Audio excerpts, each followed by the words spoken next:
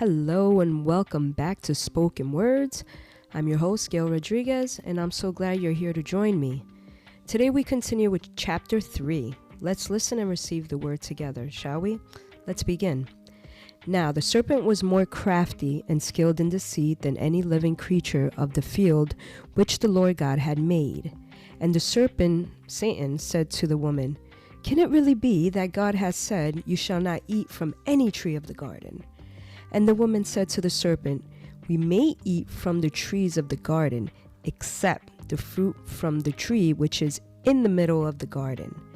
God said, "You shall not eat from it, nor touch it, otherwise you will die." But the serpent said to the woman, "You certainly will not die, for God knows that on the day you eat from it, your eyes will be opened, and you will be like God, knowing the difference between good and evil." And when the woman saw that the tree was good for food, and that it was delightful to look at, and a tree to be desired in order to make one wise and insightful, she took some of its fruit and ate it, and she also gave some to her husband with her, and he ate it. Then the eyes of the two of them were open, that is, their awareness increased, and they knew that they were naked, and they fastened fig leaves together and made themselves coverings. And they heard the sound of the Lord God walking in the garden in the cool afternoon breeze of the day. So the man and his wife hid and kept themselves hidden from the presence of the Lord God among the trees of the garden. But the Lord God called to Adam and said to him, "Where are you?" he said. "I heard the sound of you walking in the garden, and I was afraid because I was naked, so I hid myself." God said, "Who told you that you were naked? Have you eaten fruit from the tree of which I commanded you not to eat?"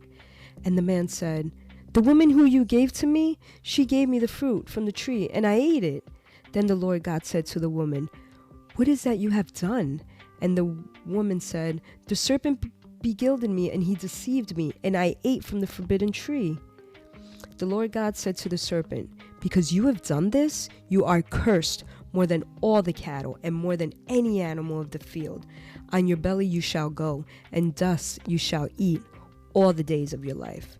And I will put enmity upon hostility between you and the woman, and between your seed and her seed, and he shall fatally bruise your head, and you shall bruise his heel."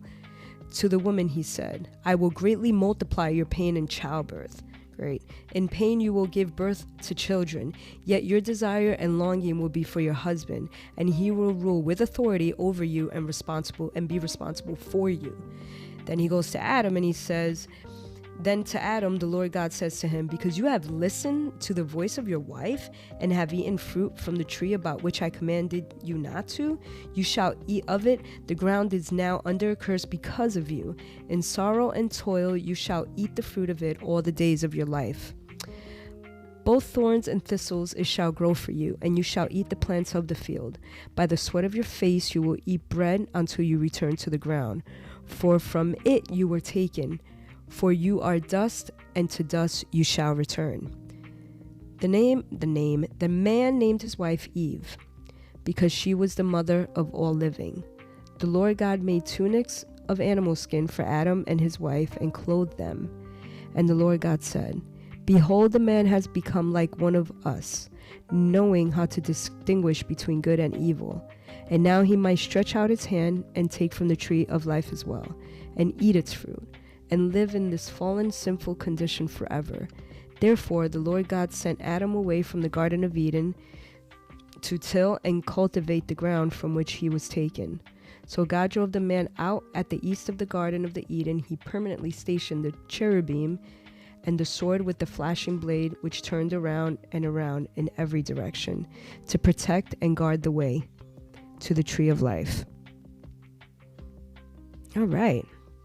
So that's the end of that chapter, and we see here how this was the first sin, the fall of man, and how the enemy definitely deceived Adam and Eve, and he continues to do that to this day.